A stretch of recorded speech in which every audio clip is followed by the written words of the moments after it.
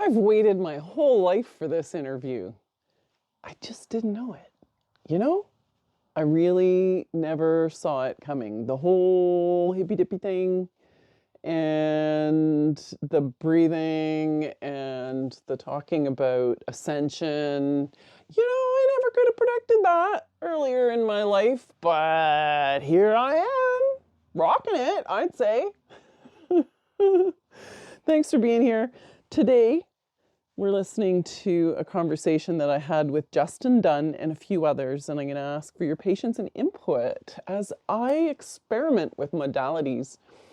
So you'll hear at the end that I have included some of the Q&A, and rather than cutting it out from the podcast, because I think it's just instructive, and yeah, it's a pain in the ass to cut it out. And we explore the idea of diving deeper. So Justin Dunn, I've called Zen Cowboy. You'll get introduced to him here. And I had a conversation that I felt like could have gone on for days, and I was really conscious of the amount of time I was asking from you. Instead of, you know what? Justin Dunn and I have a lot to say. So someday when you have hours of time or you want to keep coming back to it, we are going to get back together, put our feet up by the fire, and have a real old-fashioned long conversation. And you are going to be invited with lots of notice. This one we did very quickly on Remembrance Day. And you can have some input, a chance to ask questions, and shape it. So please enjoy the Zen Cowboy. And let me know your thoughts at the end. Take it away. If you're an adult amateur horse lover who wonders what it takes to make magic with horses, you're in the right place. I'm Paige Lockton, and this is the magic of Horsecraft. Join me for conversations with wizards in the world of horsecraft about the ingredients needed to build connection with horses and courage in life. Turns out these things are connected. How do I know? Like most things, I learned the hard way. I lost the magic I once had with horses. In regaining it, I discovered that the elements of connection are learnable. Whether you ride your horses forwards, backwards, or sideways, stick around for stories that show us how we are the same and that anything is possible. Take a chance. Wonderful, my Zen Cowboy. Zen Cowboy. No one's ever called me that before, but I like the ring to it. Oh, I think it's going to be catchy. Yeah. I found you with that YouTube clip I've referred to, the one on the law of transmutation of energy. And Okay. so for me, as the daughter of a cowboy and from a family line whose history is just like the roughest, toughest little cowboy in the West kind of descendants, to see a cowboy going, well, in the law of transmutation of energy, he was like, wait a minute. Well, I created those videos for myself. I want to learn it deeper and try to remember it because it seems like I already knew it. I just didn't know how to remember it. Yeah. So practicing it, immersing in it helps me remember it. It's interesting that you do it by video. I do it by writing. Yeah. I imagine you probably write it out first as well. Do you? What's your process? I do both. Yeah, I do both. I wake up every morning and write. Mm-hmm. Every morning. Did this morning. And sometimes in the evening I'll write, but I wrote a book and I didn't know that writing is like an expansion of your consciousness. It's like it helps ascension in consciousness. So writing, kind of separates us from the animals in that regard. When we can write, like a stream of consciousness just flows through me onto paper. So it's like, man, where did this come from? But I need to learn it. So it's interesting how writing and video, this, I guess it's a second society, they call it, where we can share, expressions and learn and grow. So yeah, the video piece, I'll watch myself in video, and man, I sometimes just bust out laughing like, oh my gosh, who is this guy? Hmm. It's Yeah. fun.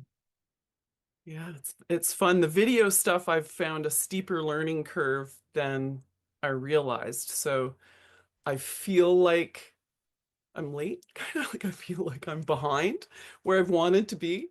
But the some of the places I'm finding I really hit my stride um, are with, I call them voice bombs, or coaching and stuff through WhatsApp. And I can, while I'm doing something that keeps my body occupied, like mucking a stall or driving a car, I can leave someone thoughts that stream from somewhere, kind of like when I write, on how to solve a problem that they've called me about or something. And I'm just experimenting with that. And that's been really an interesting way to learn, because it's usually, as I'm talking it through, it's often in line with something I'm learning and practicing, right? Being able to verbalize it for someone in a way that they can feel um, is is really rewarding. I never thought I'd be doing this, Justin. I had no idea. Yeah, me either. Me either. You know, there's a sense of things. You get a sense of things. You can kind of sense it, but until you immerse in it, understand it, and they merge, it's so much different. Because like I sense a lot of things, and I can get a sense about flying an airplane, but until you do it, you don't really understand it. Mhm. So that writing and video, writing, not riding, riding a horse, that we'll get to there. But the writing piece and the video piece, they're just kind of they're supportive, but they're a fractal or an aspect or a sense of what we're actually going to. So it's kind of like people have to experience it to really understand it. And that's tough to display on a video, Mm. tough to display in a book, because it's like if I try to explain what chocolate ice cream tastes like to you, and you've never even had sugar, you've never had chocolate, you've never had anything cold, and I'm going to explain all those things to you, but you'll get a sense of it in some regard, depending on your experiences, but you will never understand it until you do it. So yeah, video and books and all that, they're great and they're supportive, but they're like little aspects of the essence, what we're trying to share with people. Yeah, wonderful. Well, I'm just so glad that you're here to share with us today. And I'm going to take a moment to welcome people as they come in. Justin and I had an unfair head start. Hi, Jessica. Jessica has two horses here now. A young horse from a cowboy line you might know. Um, and he's huge and been raised pretty much entirely with an understanding of the pressure and release world, but as much as possible, a positive reinforcement model. And she bought a little mini from a friend of mine to keep him company, stabilize the herd, and they're in my backyard. And Liz, I don't know, and Linda, welcome you guys. Thank you so much for joining Justin and I today. And I was talking a little bit about how I came to find him, and I'm going to start now. Others might join in a little bit later, but I'm going to start the official part that we'll use for our podcast recording on this November 11th, uh, on Remembrance Day. This is, I think, the perfect guest and the way for horse people to honor Remembrance Day, because our guest, Justin Dunn, serves primarily, if not exclusively, veterans and people who have served their country with Mustangs, with American Mustangs. So, welcome, Justin, and thank you for being here on such short notice on Remembrance Day. I think this is fantastic. Oh, thank you for having me. I appreciate it. I'm happy to be here. Looking forward Super. to this too. Super. So I'll give you guys a little bit of a background on how I found Justin Dunn. Um, and I may or may not do a successful screen share, which won't translate well to podcasting anyway.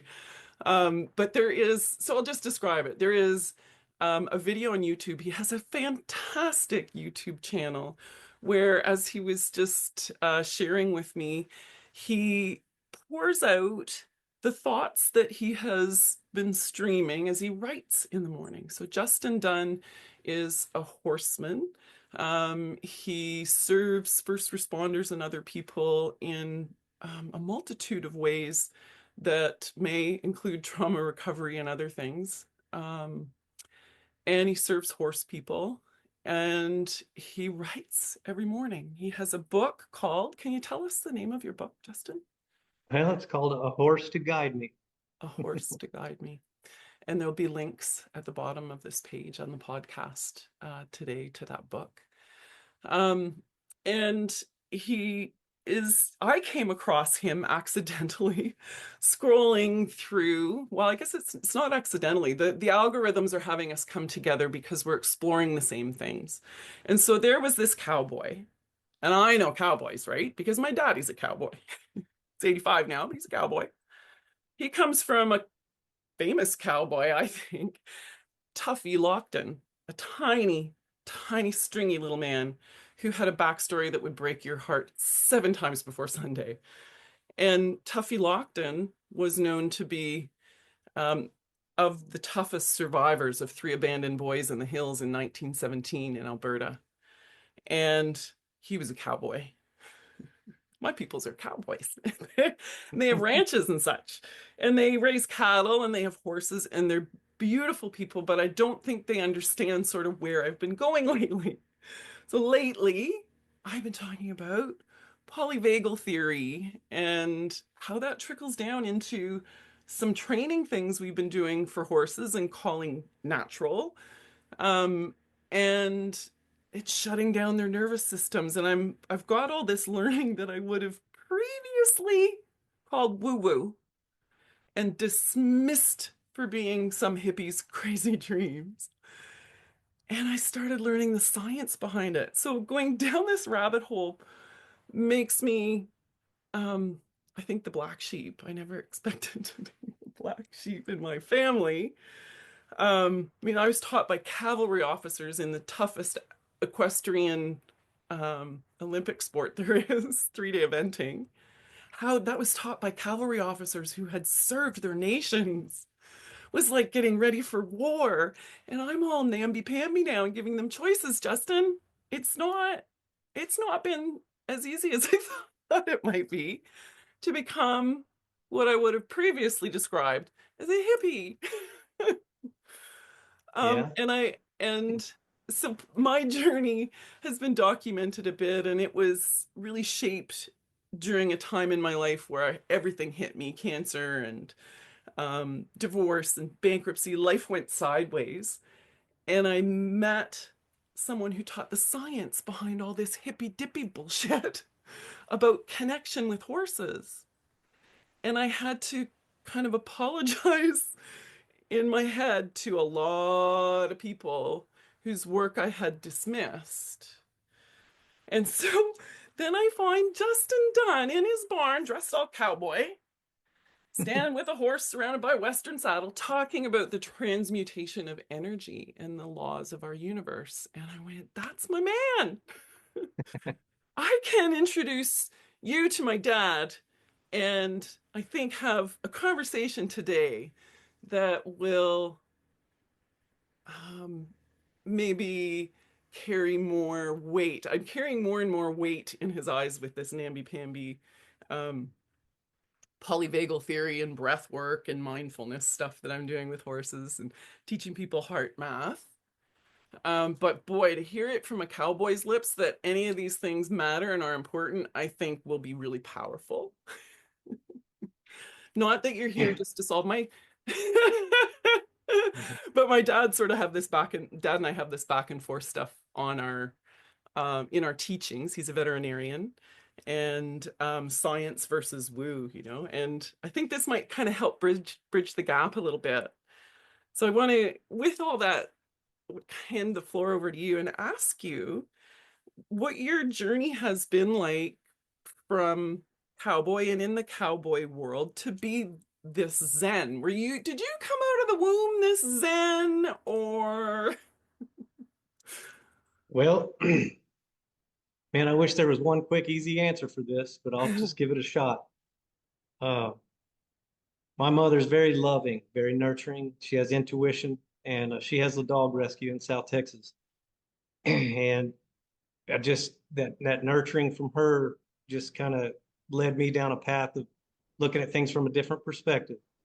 And that's kind of the way I look at life. There's 360 degrees to look at one thing, in perspective. And just to clarify, I think we're all connected. We're all one in the universe. We're all singing the same song, universe, one song. But there's different perspectives of whatever it is that we're looking at. And they're all important. So in laws of polarity, you'll have contrasts. So you say woo-woo, and then someone will say that's, whatever. They're all the same. It's just different degrees. So nature has polarities, but they're different degrees, hot and cold. How do you separate hot from cold? Where does it stop and start? They're the same thing. They're just different degrees. So in the horse world, we're all connected. We're all one. There's all different aspects or fractals, not necessarily facts, but fractals of information that come in. And they're all worthy of looking at. So when I got exposed to horse training as real young, I saw people doing things that were pretty harsh in my viewpoint. I got two little pupils that I'm looking at the world through, two little 1/4 inch windows that I can see everything. And I tried to watch how things work so you can learn. But what I would see is somebody doing something from their perspective, but I would look at it from my perspective and not judge them and be more into loving. Like, well, I love everything. I think planet Earth is the best place, man. I'm so happy to be here. And I'd see people doing things that I would consider wrong or negative. And then I would just try to take that and go its opposite. So as an example, I had a little Shetland pony growing up, and I loved him so much, but I didn't know how to train. So I'd watch my granddaddy try to train him, but he wasn't a trainer. He would just try to muscle him and manhandle him. And I didn't really appreciate that. And I'm only 5, 6, 7 years old. I can't do what he's doing anyway. So I'd try the opposite. Rather than yelling, I'd whisper. Rather than talking real loud, I'd sing to him. And then I just started feeling what that transformation would do, transition from where you are to where you want to be by doing different things of what you see. So it's kind of a test. You test things. But I grew up around horse trainers, they'll call them, in South Texas, and they're everywhere. Everybody's a horse trainer. But where intellect ends, the violence would begin. So I would always just go opposite of what they would show. So when they get real harsh, I'd get real soft. And I just catapulted ahead of everybody. But once you do that, I don't want this to sound like it's ego or anything, because maybe it is. But it's you're out there by yourself. You're trying things that the crowd's not doing. But the proof is in the pudding, they say. And I could do things with horses that other people could not. And they were trying to force submission. And I was trying to create compliance, willingness in, through presenting something that I would expect if I traded places with the horse. So that's what we got to do. We got to kind of look at it from a mental perspective. Like, I would rather love than be right. And I always win when I do that. I would get down with a horse that people didn't understand because they're trying to force submission through pain or fear. Well, in the transmutation of that same energy, because like I said, in nature, everything's the same, it's different degrees. I would take that energy and change it into love and kindness and practice it. And I would draw the horse to me rather than me go try to catch him. And then people started, realizing, wow, there's something to this. And they would change their perspective. And then they could change their perception. because that's how I help people. I don't heal people. I just vibrate at a certain frequency, and they just bring their self up to that same frequency, and then they get a different perspective. They can change their perception, and then they can start attracting to them what it is they want the most. And horses are like microcosm practice of showing that. So whenever a person comes in and they're vibrating at a low frequency, you know, they're in a dark spot, we'll call it. Well, we just got to pour some light into that and bring them up, and the horses respond to it immediately. It's not necessarily seen with the eye through those quarter-inch little windows that we look through. It's felt in electromagnetic energy. It's felt in the heart. It's felt in the body. Reflection of the body is what's going on in the mind. So when a horse will take a deep breath and relax his muscles and drop his head a little bit, when a person consciously, the masculine energy consciously makes a change and presents to the horse, they get instant feedback to see it. And then they can grow and develop and nurture themselves into healing. I don't do it. They do it themselves, just so that's clear. I've watched this through thousands of interactions. And the woo-woo thing, let's just call it that. I don't mind it. I think it's cool. Woo-woo's cool. Let's start changing perspectives so people can change their perception. And maybe they need to go into some woo-woo, because the laws of the universe are here, whether we know them or not. Them horses know them. They abide in them. And when we align with those, they draw to us because they recognize those frequencies. They recognize that vibration, and they're comfortable there. When we change, then they're supposed to change too. And laws of nature apply. So cause and effect. You know, it's just like they read intention. You know, wild horse, wild animal, we'll say mountain lion. When those frequencies change, the horse knows, well, he's either passing through or he's coming to chase me and eat. So I specialize in wild Mustang horses. They're very attuned with their surroundings. They're acutely aware of their surroundings. They think, analyze everything in life and death. They think to survive. So in understanding where they're coming from, trading places with them and looking through their eyes, I can actually shapeshift and become the horse in a sense. And then we can vibrate at the same frequencies, or I can change and present and watch feedback, make changes, present, watch feedback, and get into a feedback loop on a microcosm, which actually pours out into the macro. We could go into that too. I don't want to get too sideways rambling on different things, because this is deep, and I'll go as deep as you want to go. But let's just call it what it is. It's real. It's mental. It's physical, and it's spiritual. And those three planes of existence, horsemanship will show us, guide us through those, so we can be better away from the horse and understanding. Beautiful. Thank you for sharing that. And can you tell me a little bit about, well, I have some questions, but I also wonder, because I can be super tangential, if coming into this, we said, now Justin, here, we only have so many minutes today to get something that's really burning in your heart out to the world that maybe humans don't understand about horses, which usually translates to themselves or each other. Is there anything you're really burning to share in a direction you want to kind of lean in? Yeah, horsemanship is the study of self. And I'll explain. In order for a person to ever realize why they came to Earth, what they're supposed to do here, they got to study themselves. They got to go inward and present outward, and be willing to make changes. If you want to go through horsemanship the correct way, in my opinion, now this is just my opinion, this is just what I've experienced, and I can only share what I know. I can share what I know about too, but I'll tell you what I know about and what I know. I know about flying an airplane, but I know horsemanship. I've immersed myself in it for many decades, since I was 5 years old, and I'm 48 now. So it's kind of one of those things where if you really want to know horsemanship, horse-human relationship, you got to start looking at it from a perspective of study self. And a horse will put you under a microscope that nothing else ever has for me. And I love being under that microscope, because it's coming from a horse and truth and honesty. They don't know how to lie. They don't have disrespect. You'll hear all these things thrown around. They operate at a level of understanding that harmonizes, agrees, in nature. They are nature. We are nature. We've stepped away from nature for a little while.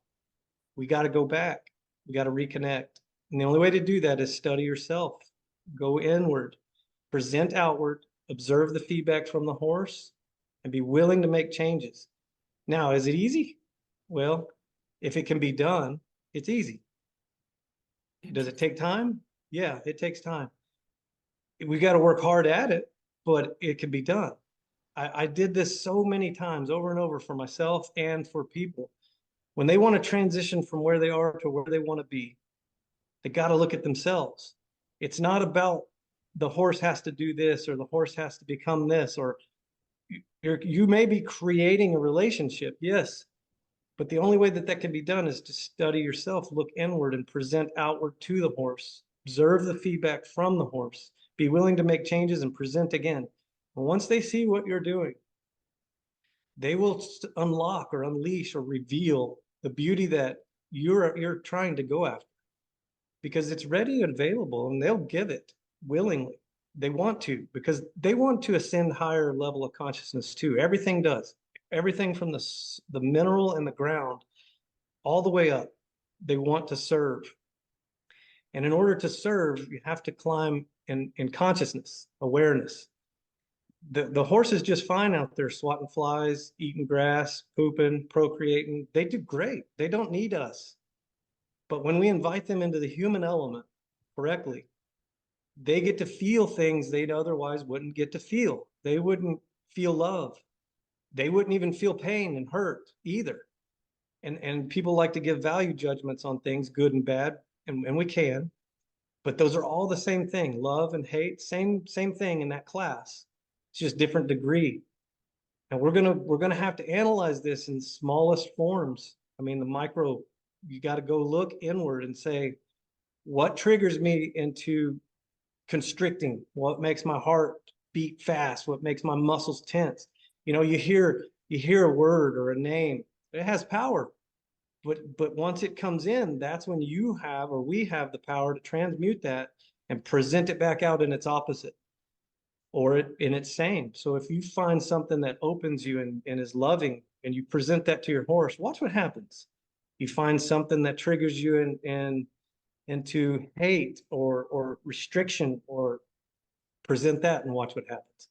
And I encourage people to do that, because how are you ever going to know what chocolate ice cream tastes like until you go try it? So you got to do these things, to go through these things for the catalyst of change. You know, the mind is, it's everything, just so you know. And it's conscious and it's subconscious. It's masculine, it's feminine. So whenever you can consciously, masculinely say, I'm going to make a change and present this to the horse, you're programming that subconscious. You're creating something that does exist, may not be aware of. And the thing that you asked this question, what's that one message, is study yourself. Horsemanship will allow you to do that and allow you to grow in consciousness and in awareness, the skill that everybody needs. But it also lets your horse do it too. You get deeper understandings of yourself, deeper understanding of the horse, and vice versa. Horse gets a deeper understanding of you, and you get a deeper understanding of the horse. But then that's on the micro. Man, there's so much to this, guys. That's the micro piece. Once you go there, then it just, golly, man, it's like a light explosion. It's like conception. You ascend from your ego into spiritual self. So we'll just call it for temporary. And you get to see something you never got to see. You get to think things you never got to think. You get to feel things you never got to feel. And then that macro, okay, so here's what's happening. You're vibrating at a higher frequency. And then the macro is drawing to you. So whatever area of your life you want to improve, it'll happen. Your wealth, your health, your relationships, your spirituality, your any area that you want to improve. That's how attraction works. Those things are out there vibrating at a frequency. They do. That's a law. They have to. You have to change your vibrational frequency, come up. How do you do that? Look at yourself, study yourself, present yourself to the horse, and be willing to change, because that's the true and honest feedback. I don't know where else you could get it. You could read books, you could watch videos like this and get some pieces of information, but that's what you do. You gather, prove all things, and hold on to what's good. Take it to the horse, present, and get instant feedback. You get to put yourself under a microscope, best way I can describe it, that is going to allow you to study yourself, improve yourself, ascend in consciousness, become what it is you want, be the change you want to see, be that, immerse yourself in it, practice it. When you do this, law of compensation says you will attract, law of attraction, you will attract what it is you want the most. When we go into those 5 areas, health, that's probably the most important. Without health, you otherwise going into decline.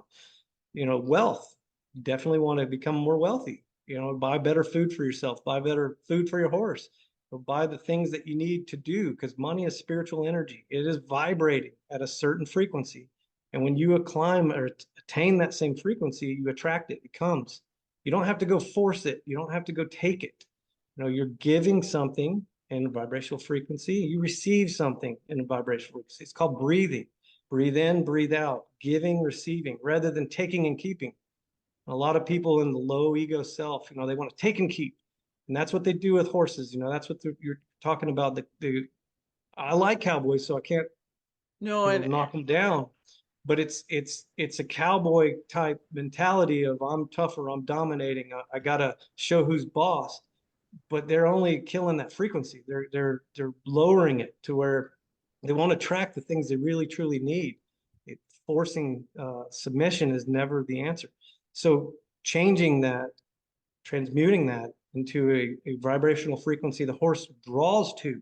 You don't have to go chase him. He comes to you. I walk into my pasture, I'm surrounded. They're like flies coming to something that stinks, and it probably does. I probably do stink, but they come to me and they're like, "What are you doing, Dad? What are you doing today?" They're curious. It's peaked so high because they feel an ascension in their consciousness every time we play together. And I'll change words and we'll talk about words, how powerful they are. But I don't work horses. Quit doing that long ago. We play together. We explore together. We ascend in consciousness together. When they feel that, they can't get enough. They want more. And then whenever they feel, man, I'm going off on a tangent. I apologize, Paige. This is perfect. I answered your question, but Keep I just running. keep on rolling. I'm the tangent queen. Okay. So they'll start doing things, horses will start doing things you cannot train them to do. And when I say cannot train them, you wouldn't have had the mental idea in the first place. And then physically, you wouldn't have done it. You wouldn't have been able to. And then spiritually, it's unknown. So they're revealing to you all 3 of those things. And here's what I mean. If you vibrate at a certain frequency and you present that to your horse, and then you get into what's called a feedback loop, where you're presenting, observing, making changes, presenting, observing, making changes, they start to ascend in consciousness with you. But then they start to, I won't say outpace, but they start adding in addition to what you caused, their effect, cause and effect. The only difference in cause and effect is the time that it takes for that to happen. So they're one and the same. And I don't want to get too far off onto that, but to simplify it, you create something in your mind, you present it to your horse in the physical, and then you develop that through vibration and feedback loop. The horse ascends consciously, and then you grab another person, like a child that has cancer, and you bring them into this frequency. Whenever you got your feedback loop going with your horse and it's vibrating at a frequency much higher than that cancer child has ever experienced and felt. So this is going, it's like a wheel spinning. Can't even see it spinning so fast. But you know it's spinning. And that's going on between you and your horse. And it's just a resonance. It's happening. Then you invite this little child in, and they're down here. You're spinning. They're spinning too, but it's not fast. And then they start to feel and think and open. And then that energy transmission comes in. They receive it. And then they start to bring up their resonance or their vibration. And then it starts harmonizing, agreeing, and it's felt. It's hard to explain, but you can actually see it, know what you're looking for. I have intimate relationships with each and every one of my horses. So whenever a sick child comes in on a Monday, when we start this process, they start bringing up their frequency, and then the horse starts doing things you couldn't train that horse to do. You wouldn't even have known to do it. The horse knows what the child needs, but you don't. or I'll just speak for me. I don't. It's kind of one of those things like I don't know how to change that heartbeat of that child. I can kind of do it, but that horse can do it so fast. It's so instantaneous. And then you'll actually see it's like a flower, this little wilted flower in a child, and then you'll actually see them like bloom. The flower comes open, and then it's a brighter light around that for a little while. I'll get emotional whenever I talk about this, but it's almost like you witness an infinite intelligence come in to this child through the horse and through the interaction with the horse. And then it's like, step back, Justin, step back. I have to actually consciously say, step back. And then the horse will take over and do things I couldn't train the horse to do because they are ascending in consciousness as well. They get to feel something they never felt. They get to experience something they never would have experienced out there in the wild. So when that child and the horse come together, there's value added. There's value enrichment, life enrichment is what I mean. And then they both come up together. The horse is bringing the child up, and then they get into a feedback loop. And then by Friday, this child is a different person. They died of themselves. On that Monday, they are not the same on Friday. Every cell in their body is changing. Every thought that's coming in is coming from that same vibration. It's healthy. It's tough to explain this, but hopefully you get kind of an understanding. These laws of the universe, they exist. We must learn them. Horse abides in them. We must abide in them in order to enrich the lives of the horse, of ourselves, and anyone else who comes into contact. So a lot of this information was just passed on from lip to ear. You know, there's a secret society in Scotland where my family's from, and I've kind of come to find out my family started some of these secret societies called Horseman's Word. I don't know if you've ever heard of that, but you can Google it, check it out. But in the early 1800s, they had to form a secret society of horsemanship because their government wanted to de-skill the labor to take land, and the farmers were utilizing horsemen to plow the fields, plowmen, and the horses were draft horses, so these plowmen could, from the layman, it looked like they were just manipulating these horses with just little touches and little whispers, and they were like magic. Well, okay, there's something to it, but I believe that they understood these laws of nature and they abided in them.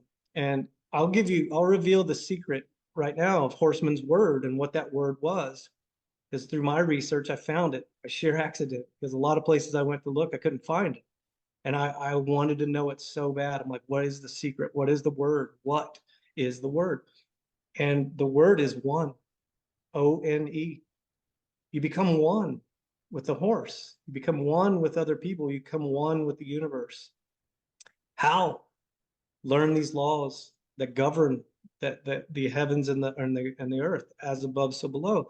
These are hermetic principles I've come to discover in the last month. But it was like, how do I remember what it is I know? And through horsemanship, I knew this. I could do this. I could go all over the United States and I could present myself to a horse, change the mind of the horse, change the body of the horse, change the actual reality of the horse, and right in front of 350 to 4,000 people crowds, no problem. But then going to explain it to someone, it's like, well, I'm not really sure how I do it. But then I started making these YouTube videos 9 months ago, in order to explain it to someone. And then here we are. Excellent. Well, I'm glad you started down that path of explaining it to others. That's my passion. So I worked in the industry after sport. I almost made it to the 92 Olympics and thankfully didn't, because it would have killed that little horse. He was just a little workhorse cross from Ireland competing against the big boys with all of that knee action and those great big pie plate feet, and the fitness program he had to do to get there was ridiculous. But he could get out from underneath something at a stop. You could fall down in front of a jump, stand up and jump it at maximum height. Ask me Wow. how I know. He broke the laws of nature, and now I've gone tangential, but that sort of my early days were sport. And then I tried to teach people, and I call them now probably not allowed to say this because it's a word that doesn't belong to me, but the muggles of the horse world, like in Harry Potter land, are the people that don't have the magic, and you teach them where to put their hands and where to put their legs and how to ride a whatever. But I would come in the house and talk to my dad and be like, I don't know how to make them get it. And he said, well, Paige, it's a sad fact that you can't. Fast forward to leaving the horse industry because what I took to be the message was the horses that were used as school horses needed to suffer just to accommodate the muggles, the people with the money that were coming in that didn't know better. And they would come in once a week, but they wouldn't know how a horse thinks, right? So they wouldn't know whether or not to listen to the horse pro down the road. God knows anyone can hang a shingle, and everybody argues about how you ask for a backup or how you ask for a right lead canter, depending on what discipline you're from. And but generally, as horse pros, we're just supposed to dumb them down to tolerate the muggles who don't know how they think, and I just stepped out. Then I I lost the magic. So having been someone who you could give a horse to that was going sideways, and I could get in that zone and I didn't know what it was, and it would do things for me really quite willingly. um and and then I lost that and everything that defined me along with it. Mm. And at the same time, I learned that this woo-woo stuff was real. That Linda Kahanoff and Dr. Rebecca Bailey, two people famous for starting equine facilitated trauma therapy, were teaching the science behind methods they used because anecdotally they worked, and they had already hypothesized why. And I remember reading the Tao of Equus and being like, what a load of hogwash. My daddy says, science, science, science. Years later, she was teaching me the science. And what I learned while I was there with a horse that wouldn't come anywhere near me because I was masking, was pretending to be someone I wasn't. I was pretending everything was fine. Well, I was down there with a lump growing in my breast that thrummed. And I had just left my husband and I was living in a little leaky shack, and like my life was sideways, but I was doing that whole pretend thing, right? Meeting people, shaking their hands, being like that Monty Python skit, it's merely a flesh wound. Oh. And the horses didn't want to come anywhere near me. And the people there were shocked because they were psychological, they were professionals in the field of psychology and trauma who also worked with horses. I was supposed to be the horse expert. The horses wouldn't come near me. They were like, what? One was finally very compassionate. She just was like, what happened to you? Well, it's like, that's an awful lot to unpack. The end of the lesson was that we can hack into this. So I learned the science, and I learned that it's measurable with a heart math device.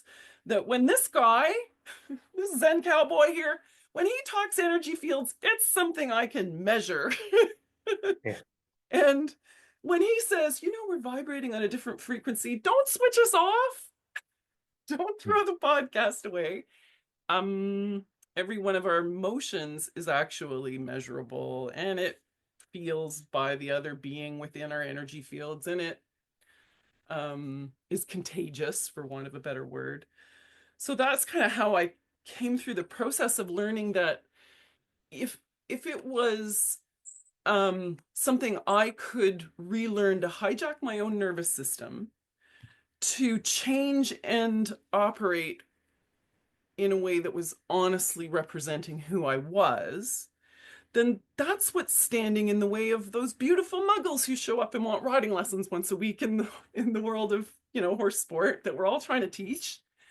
And they're coming with all this garbage, and they're afraid to make a mistake, and they're masking up, and they're never, doesn't matter how much money they pour at us, right? If we don't get through that, we can't help teach them how to ride horses good.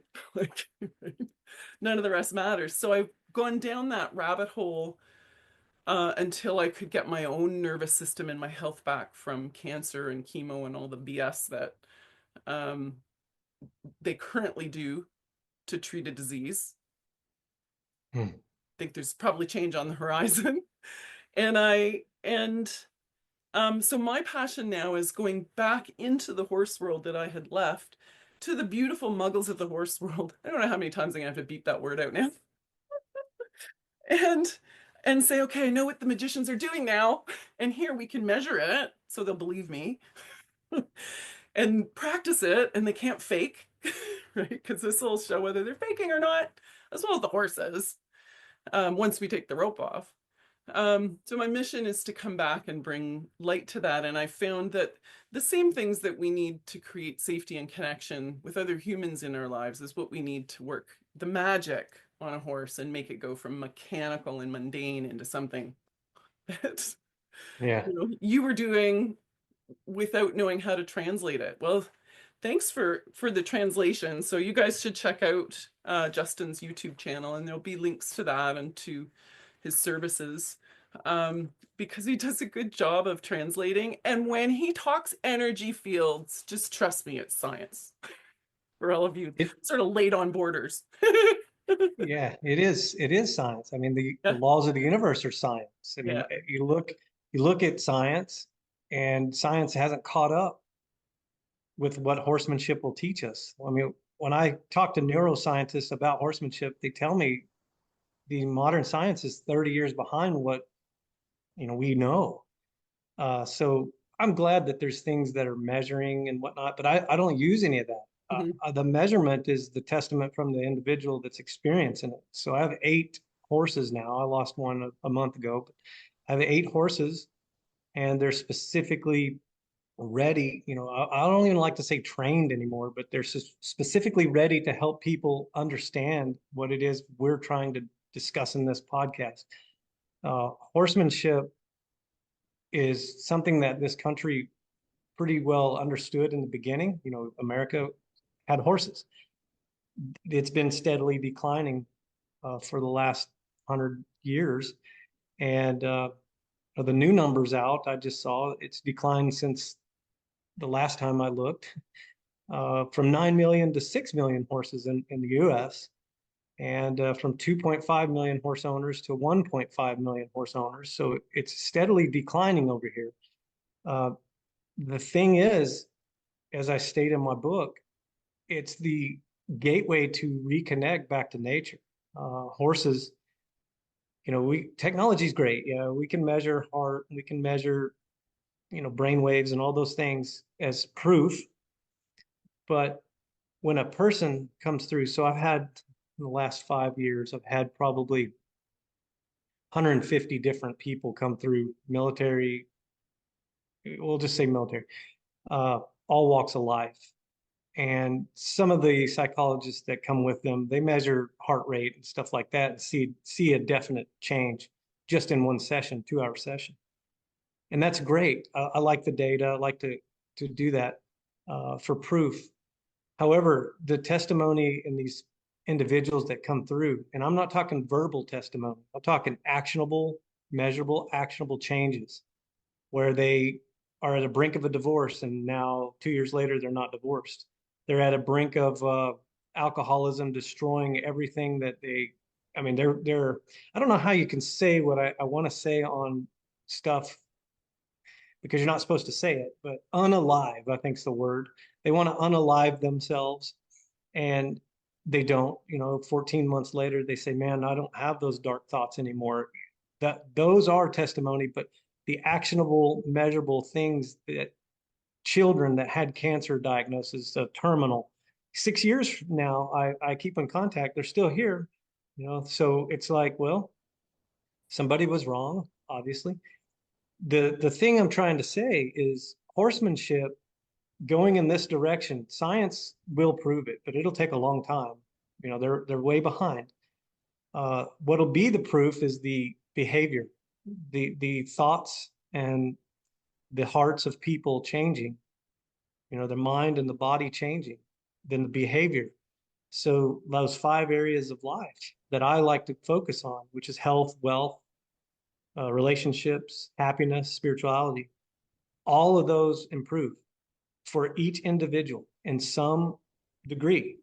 You know, their health starts getting better, their wealth starts increasing, their relationships get stronger with their family, the wife, the spouse, uh, children, the happiness level. They find joy in doing mundane things now. You know, they find joy in exploring a higher level of consciousness that they're vibrating at because they're attracting newer things to come in. Are those measurable? Absolutely. And then you look at spirituality. When they go into spirituality and they start understanding there is an infinite intelligence, there is a God, we call it, whatever they call it, doesn't even matter. Doesn't even need to be argued. It's just that they know that there is a energy that is running everything. Then they can draw on it. And that's measurable. That's measurable whenever there's tangible rewards happening from this intrinsic value that they're getting from horsemanship, practicing horsemanship, because it's under the microscope. They literally get to feel something they haven't felt, think something they haven't thought, experience something they've never experienced within themselves, nothing outward. It's not the horse so much. The horse is just a guide standing there like pointing an arrow, like go that way, go that way. And then they give you a reflection of what they're thinking, like, no, I'm not having this. And that's okay. That's nothing bad. However, if a person's not willing to change, we could probably give it a value judgment of bad because it's throwing that feedback loop off balance. The harmony, the agreement is not there. It's getting less. And when the person recognizes that, feels it, not necessarily sees it. I mean, you can use five senses to start, but you're going to start feeling it above your five senses. You know, you can't see it, can't taste it, can't even touch it, can't smell it. The only way that it comes in is through ascending in your consciousness. And then what is out there, talk about energy, information, will pour into you. It'll improve your health, improve your wealth, improve your relationships, improve your happiness, improve your spirituality.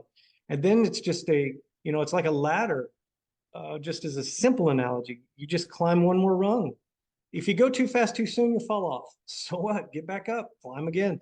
It's not a big deal. We don't fail unless we quit or unalive. We only have temporary defeat. And in that temporary defeat is the growth, is the opportunity for growth, the development. It's the best lesson. Then you'll start looking at a challenge in a different way. Start looking at it as something you want, something you find joy in, because you know that happiness comes from joy. And whenever you can overcome or be victorious in a challenge, then you're on the right track.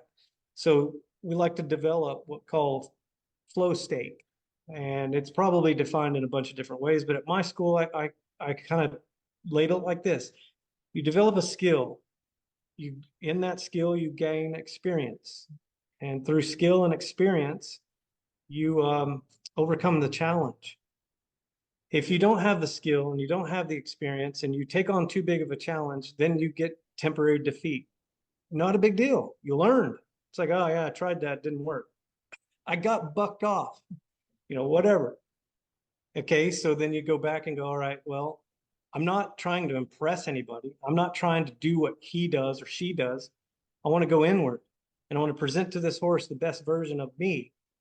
I want to bring my consciousness up. I want to open and I want to start at the level of understanding this horse has, at the level of understanding I have. I want to place all that out. I want to develop a skill, and then I want to develop some experience. And then the challenge is overcome. And then when you're operating on a pretty much even keel, that's flow state. And then you can ascend through attraction rather than trying to force or take something. And when the horses see us do that, they will give you little boosts. They'll show you, oh, here it is, this is how you do it. And then it's flow state with you and your horse. And we've heard lots of descriptions, unity, moving in unity. That's a good description. However, when we start thinking something else, in other words, when we got an awareness going with myself and the horse, and outside influences start to come in and we're aware of them, that's good. That's a good thing. But if they throw us off of this feedback loop, we could call it a bad thing. But it's actually a good thing if you think about it, because you're getting an awareness of what throws you off. What is it that's the outside influence that throws off this feedback loop with me and my horse? And then try it away from the horse. So you're driving in your car. Can you focus on yourself driving the car? Outside influences are coming in, but they should have little to no effect on your feedback loop with you and your car. Mm-hmm. And somebody cuts you off in traffic. Are you going to bang on the steering wheel and yell at them, or are you going to just notice that outside influence? What does it do to my thinking, my emotion, my attitude, and ultimately my actions? So we focus on 4 things in horsemanship that we can control. I cannot control outside influences. Don't even try. I can't control a horse. I'll tell you right now. I don't even try. I control myself, and I present through action. Well, through all 4 things. I present through thought, emotion, attitude, action. I observe the feedback in the horse. I make changes to one or all of those and present again.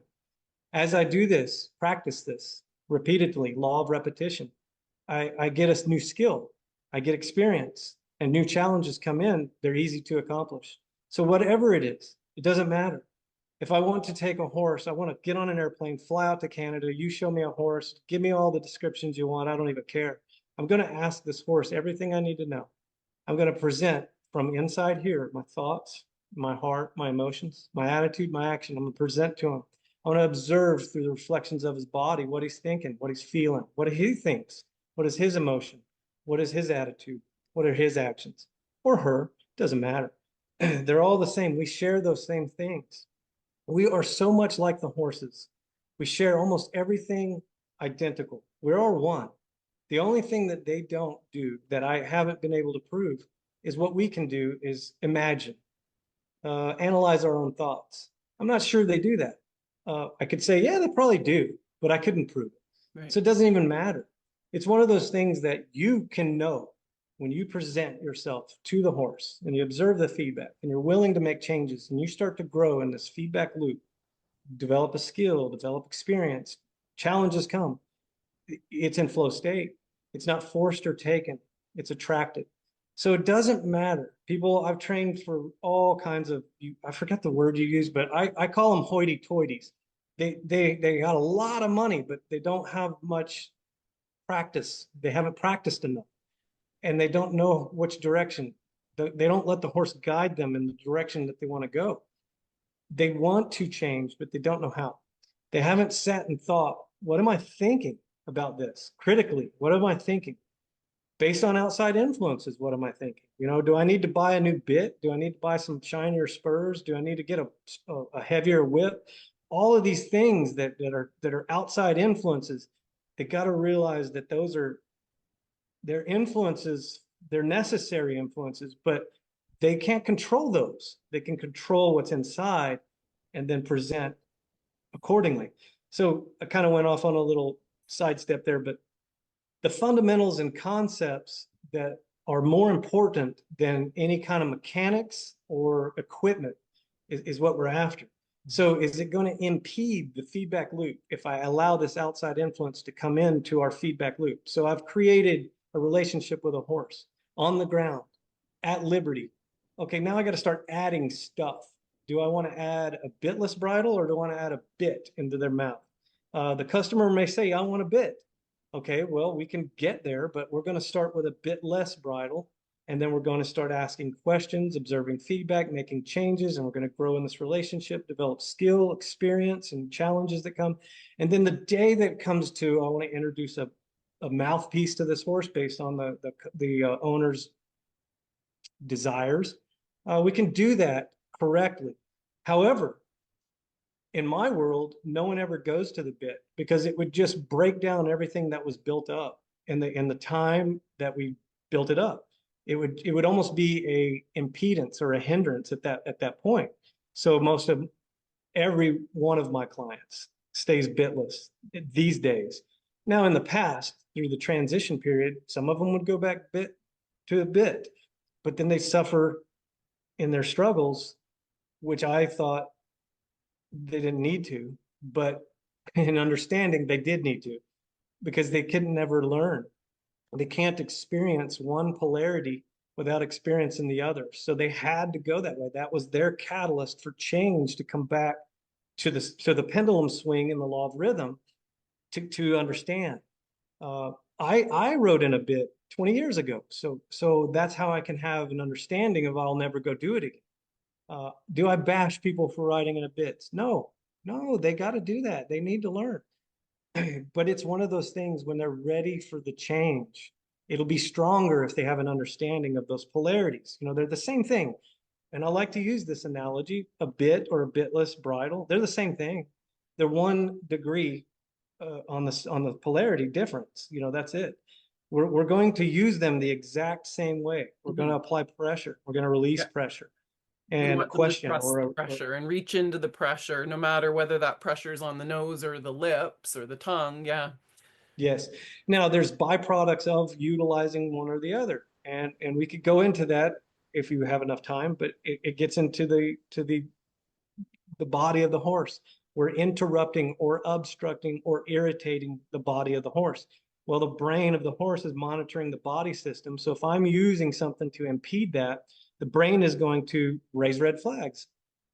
The horse is going to think different thoughts than I'm really trying to present. They're going to respond in manners that are undesirable than what I'm trying to create, which is desirable. So I take and look at it as an equation, and there's variables in the equation, and then there's an equal sign and then an outcome.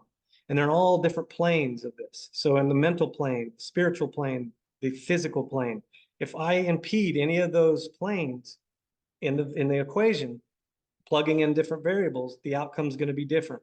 So to break it down into simple terms, if I'm using equipment, mechanical means of communication, and it has an effect, cause and effect, and I'm interrupting the mental plane. So I want my horse to focus on my breathing, my heart rate, my muscle tension, but he can't, because I put a bit in his mouth and I hurt him. Where did his thoughts go? Right to the source of pain. That's going to override anything I'm trying to present. Then it starts getting into force, submission. You'll see people do this. They don't even know what they're doing. They're not aware. That's our job as light workers. We're supposed to bring awareness. That's the point. Not repel people, attract them. How do we do it? Well, we can do what we can control, which is ourselves. Present to the horse. Let the visual show them. I don't have to prove anything at that point. I don't have to take a measurement of hearts. I don't have to do these things. I can just say, look, with your senses, with your little 1/4 inch viewpoints, look. And then if they're attracted to that, then we go further. But if they're not ready. Their ears aren't open, their eyes aren't open to see and hear. I heard this, and I don't know, you called me the Zen Cowboy, so maybe I should say something Zen. But when the student's ready, the master appears. Right. I don't know who said it, but that's pretty good, right? And horses are that for me. When I was ready for a certain horse, he appeared. And 5 years before, I wouldn't been ready for this particular horse. So that horse was the teacher, and I was the student. And that's the way I consistently look at this. These horses are teachers. They have not separated from the things humans have in our society. They abide in the laws of nature. They resonate there. And I've got to change me to harmonize with them so that they'll teach me what it is I want to share as a light worker with people.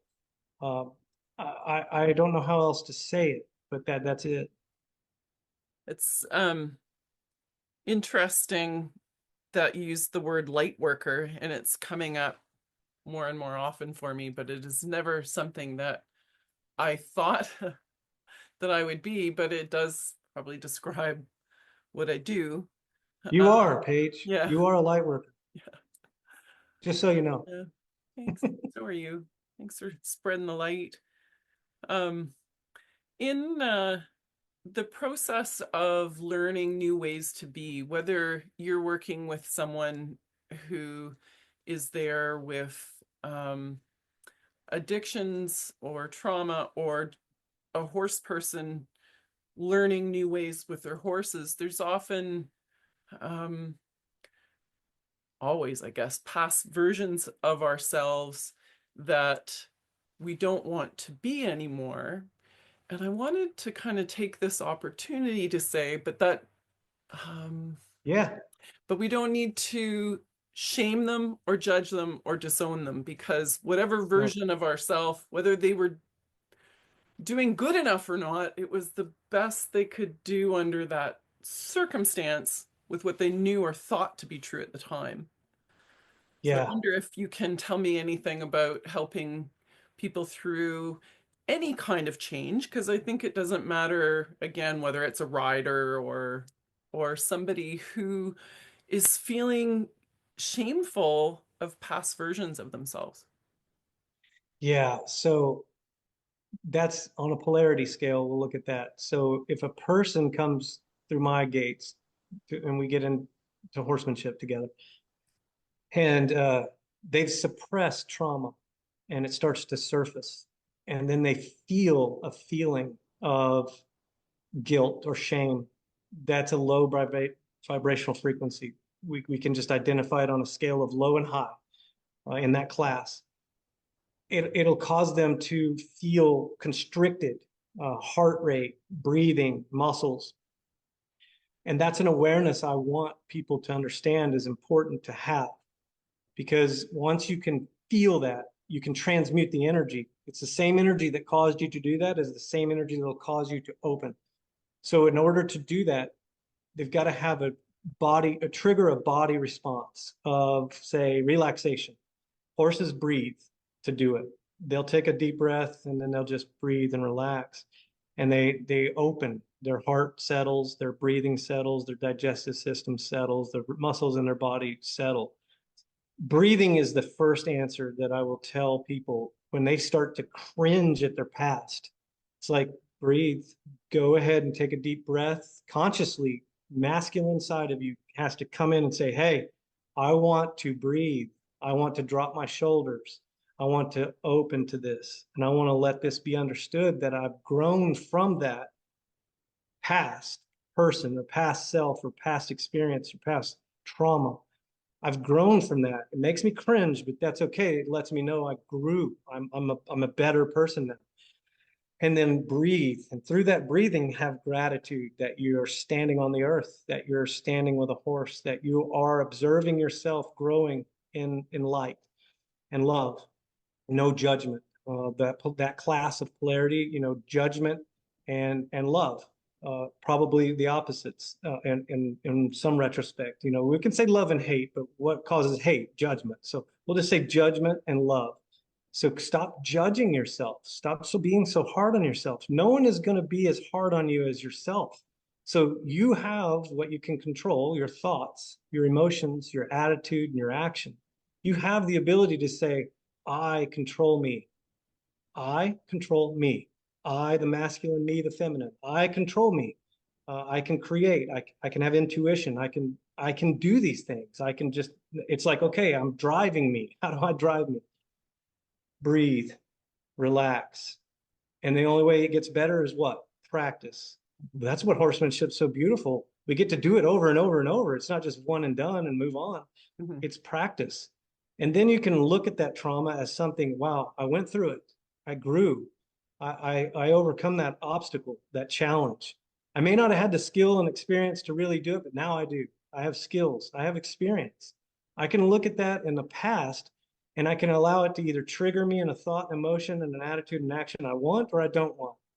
If it does trigger something that's undesirable I don't want, I have the energy to transmute it, or the power to transmute the energy. I can say, well, I used to get so upset at that past experience. Now I look at it as, I'm so thankful I went through that. I'm so thankful I struggled, went through that struggle, and mined these nuggets of beautiful things I can share with other people or horses. So, not to go too long-winded on this, breathe. Gotta breathe. Most people don't even know how to breathe. But whenever you can breathe, anytime that a traumatic thought comes into the mind, it's got to pass through or it gets stuck. You can get rid of it or you can keep it. It's a choice. But it's one of those things that when it comes in, and the thought, and you go observer and guide of yourself. I observe this thought. I observe the emotion I get off this thought. I observe the attitude that comes from that thought and the emotion. And I observe the action I'm going to do. You might pick up rocks and throw them and yell. Great. It's a release. You needed to do it. Your body needed to cry. Cry. Your body needed to do whatever it needs to do. Let it do it. Trying to force submission on your own body is probably the hardest thing people have to unlearn. And horsemanship helps us learn how to do that. Stop judging ourselves so hard. Who else is going to stand there and judge you? The horse isn't doing it. He's there to help guide you out of judgment into love and light. A person has so much power. They don't even know how to use it, thankfully, in a lot of regards. But that horse will start revealing your power.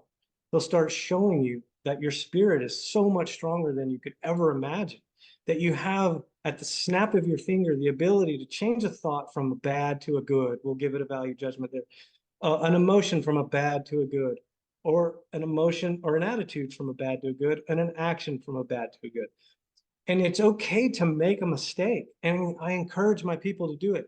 I have 5 levels of horsemanship that I teach. It starts on the ground, transitions to their back, and then goes out into the real world. And in a short nutshell explanation, when we're on the ground, I'm going to explain to them, you're going to make mistakes, and I encourage you to do it. You're not going to understand the polarities if you don't. You're going to go too fast too soon. The horse is going to start trotting when you don't want him to. All of these things are going to be okay. This is good.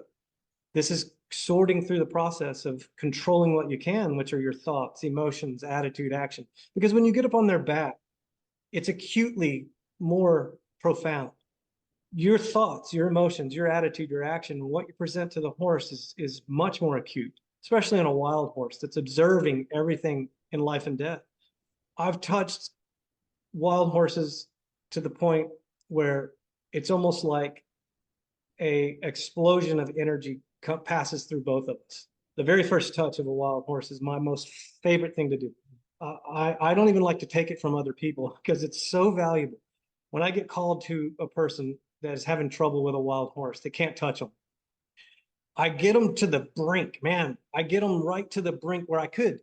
And then I put the person in and I'm like, here, it's your time. You need to do this, because what's getting ready to happen is so transformational that you ascend in consciousness so much faster, further in the thoughts, emotion, ability, attitude, and action, and the ability to control that first touch manifests into something that is built upon. It's a foundation that's built upon to where when you're on their back and you're asking them to guide you in becoming a better human, they are going to do it in a manner that is so real, it's so profound, that you share thoughts. You go mind to mind, you go heart to heart, emotion to emotions, you go attitude to attitude, you go actions to actions.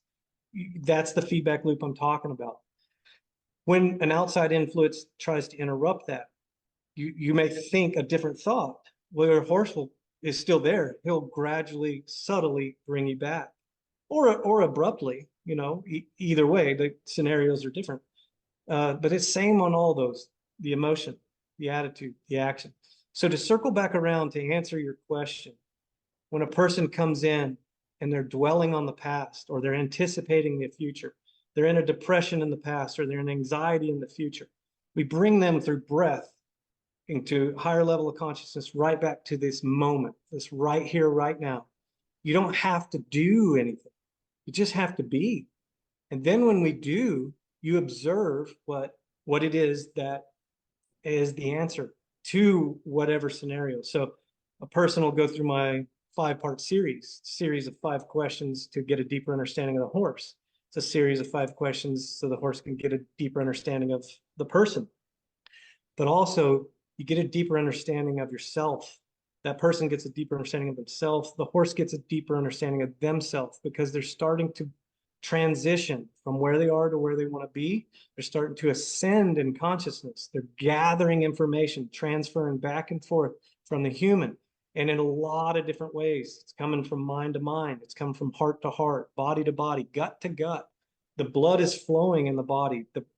There's energies that are coming alive that were dormant, or there wasn't an energy that was in the bodies to resonate, but it's pulled from a higher level of consciousness into the bodies to resonate. And then it's recognized, and then it's felt, and then it's developed a skill through experience to overcome challenges. So this is a long answer to your question, but when the person feels they're coming out of that darkness, they're healing themselves. They're starting to recognize, I do control my thoughts, my emotions, my attitude, my action. I can present it in my horsemanship. I can observe in real time the feedback from my horse, the thoughts, the feelings, the actions. Those are going to get into a circular, uninterrupted pattern of rhythm. And then it's going to flow in flow state. And then that darkness, there's nothing but light. It's replaced with light. So it's like you can't think bad thoughts if you're thinking good thoughts. You can't have the same exact thought of bad and good at the exact same time. It's or I can't. I haven't been able to. So if I just keep the thoughts I want, and the emotions I want, and the attitude I want, and the action I want, I practice it, and then law of repetition, repeat it with horsemanship, through horsemanship. That's the sacred art. That's the horseman's word. That's one. You just became one because you are a direct reflection of what the horse is giving you. It's a mirror. You're his mirror. You're his mirror, vice versa. And then you start to become one. And then when you transition level 3 of my school, you get on their back. You really understand what your hand is doing on that rein. You really understand what your leg is doing on the side of the horse's body. You really understand the balance that you are spine to spine in centeredness with the horse and moving and exploring earth and overcoming obstacles, developing skill and experience and new challenges on the mental, spiritual, and physical plane. So that's the answer to if someone's coming in with some dark trauma, I'm gonna have the horse guide them through coming out of that to where they don't think that anymore. They'll look at their past experience as a blessing that they got to go through that struggle and learn what they came to learn on earth.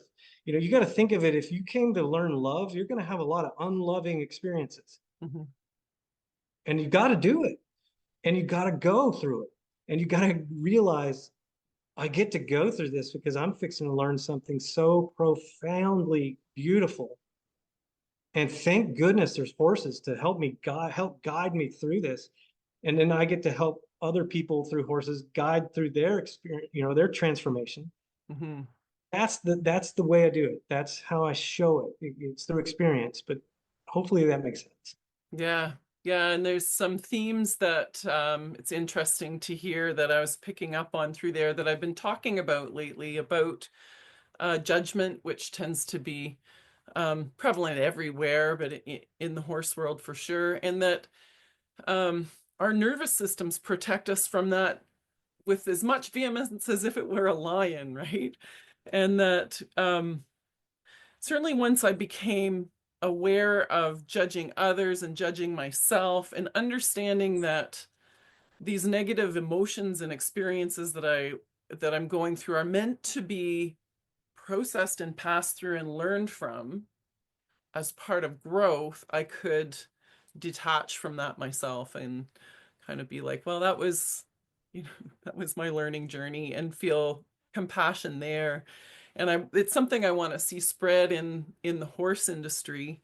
And I think another model I'm looking for places that present other ways for people to learn and be around horses if they are from a non-horsey background and this is their dream to get into it. And even if they, maybe especially if they are already from an indoctrinated horse background of some variety, you don't have to step into a model that is sport driven necessarily. And there's some other way out there, like you're presenting, for people to come and have experiences with horses that feel good.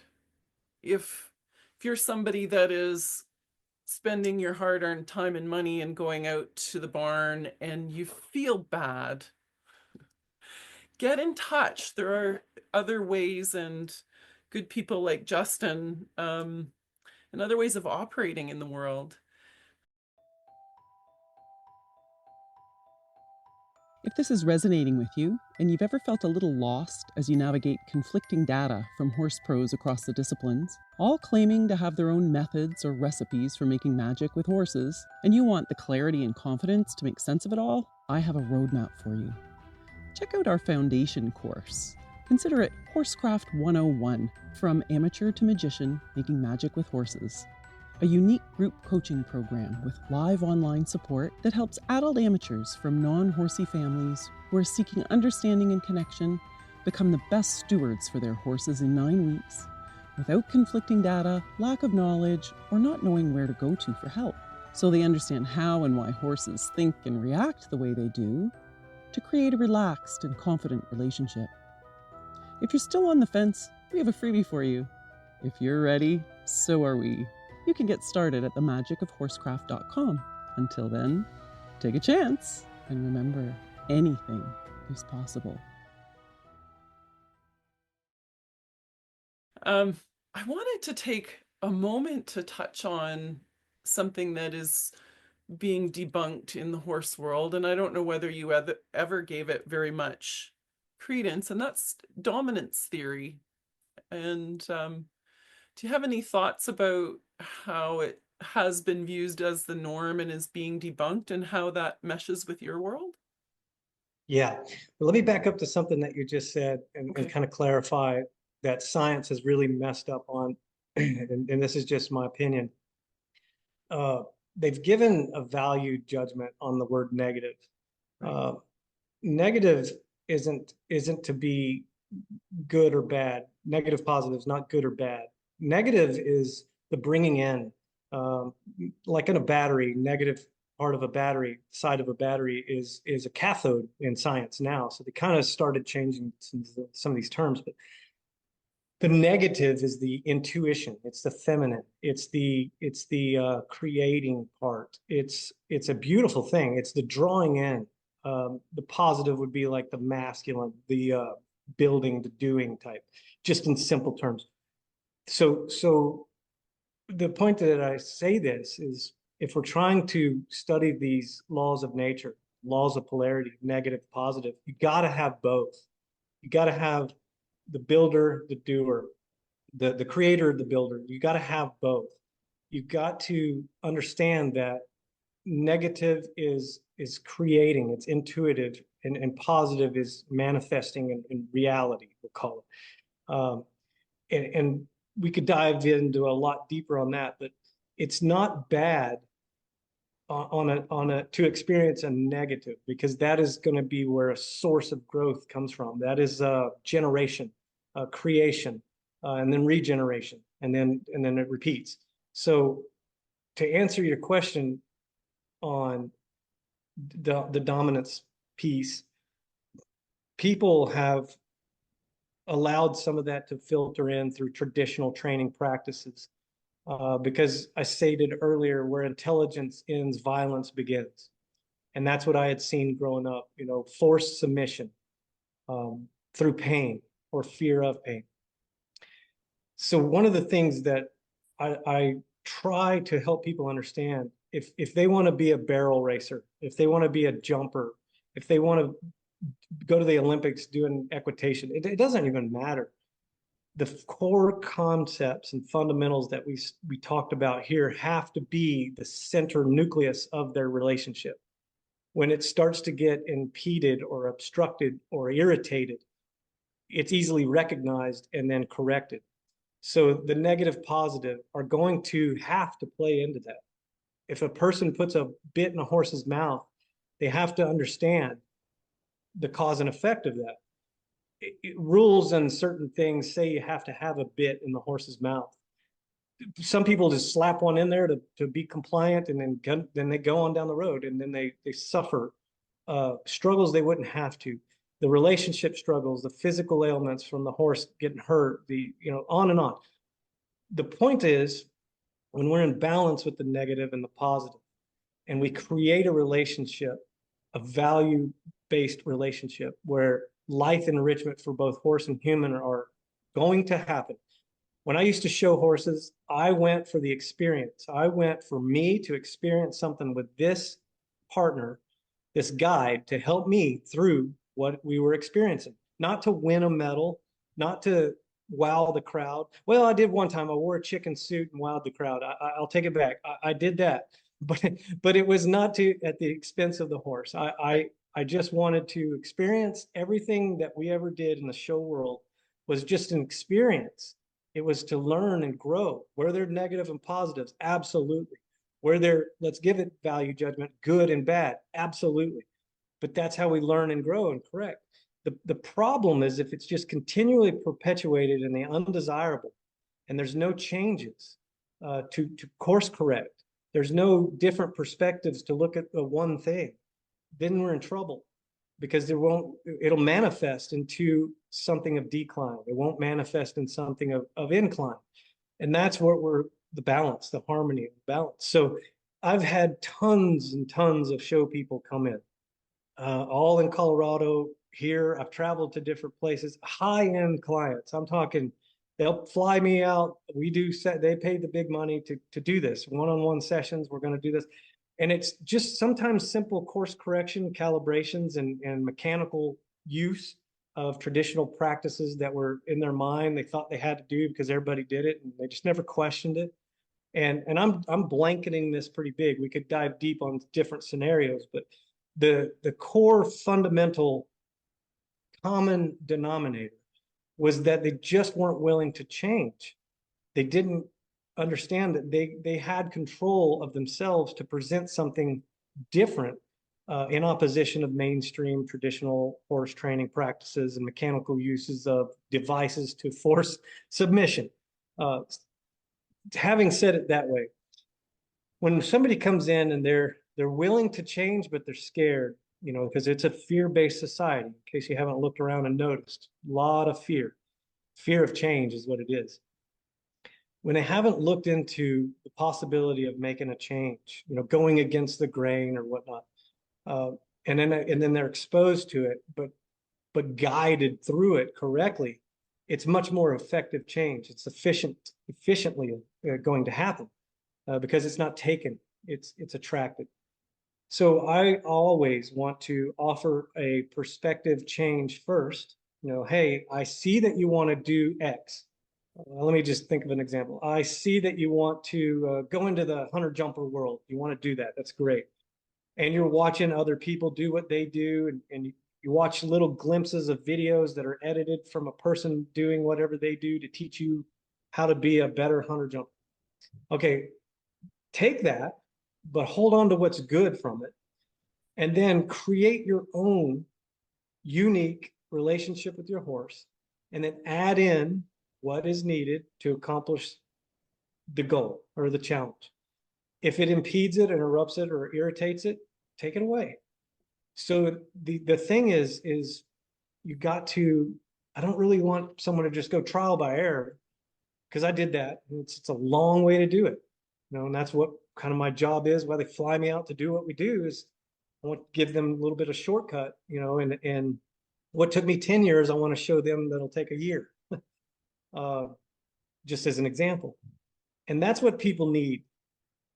That's what people want. And that's what people need. So it's kind of one of those things. If a person comes into horsemanship and they're wanting to go in a direction, they've got to go inward first, present outward to the horse, develop a relationship, and then start piecing in the time. Man, how's the best way to say this?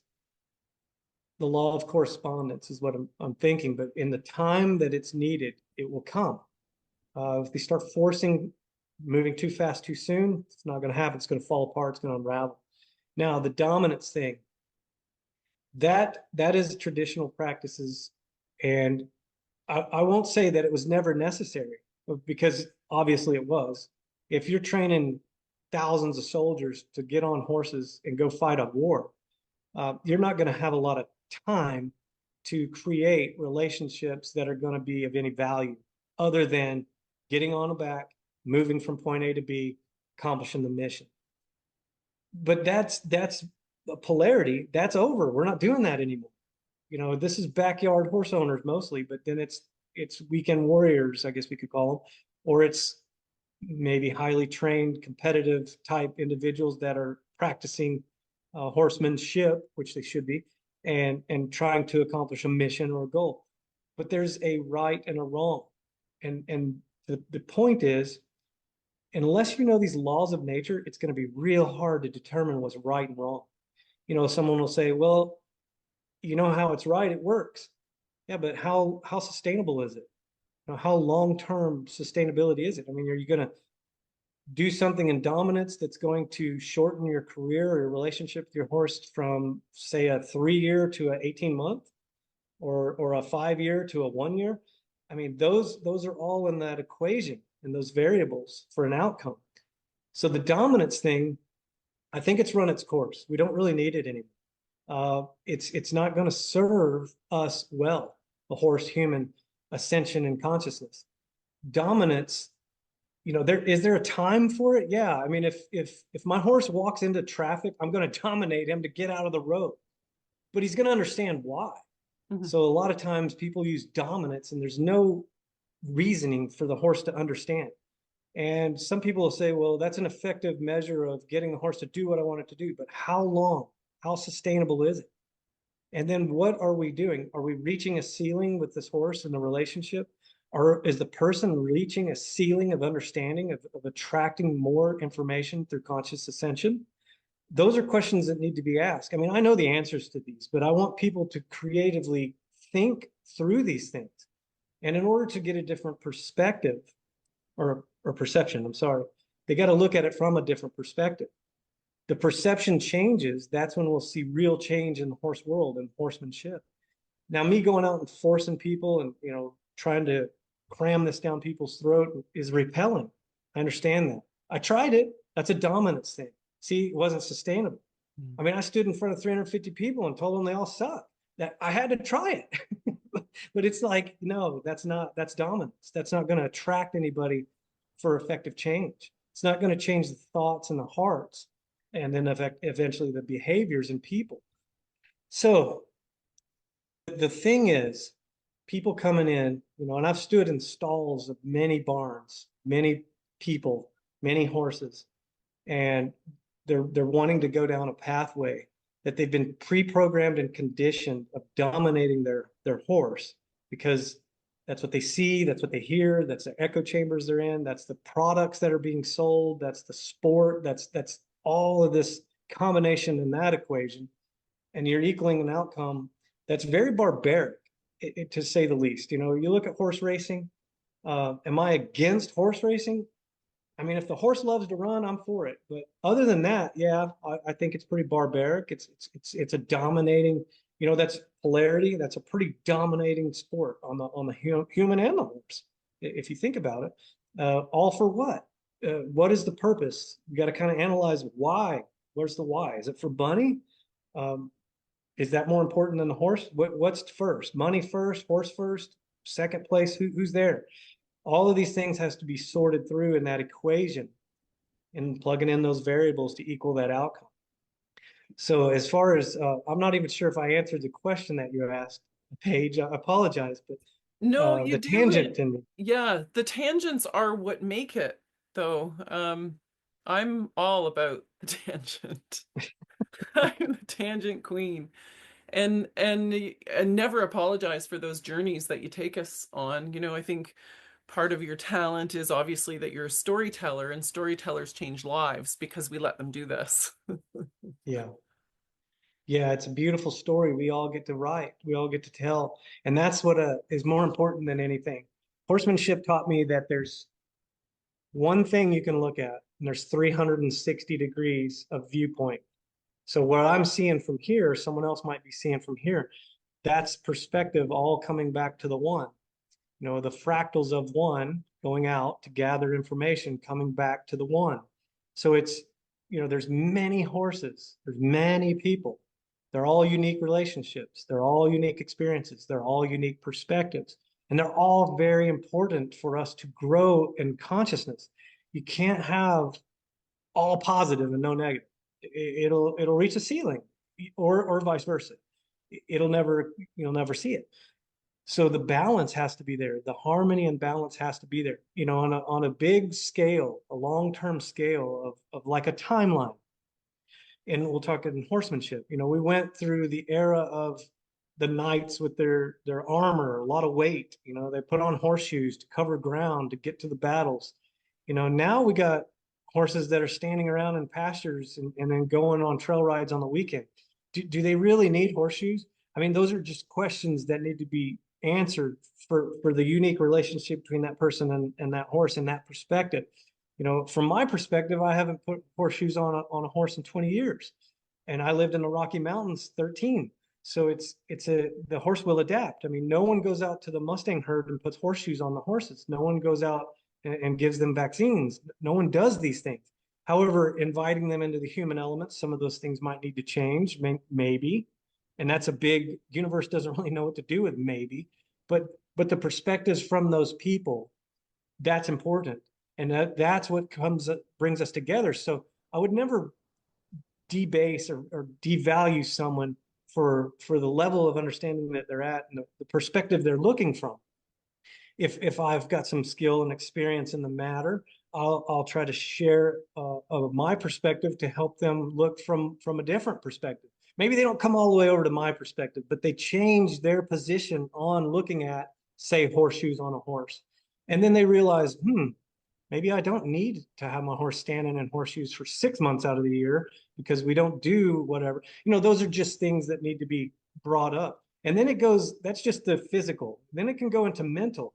You know, maybe I don't need to put so much mental tension on my horse and doing the things I think are so important at this moment in my life.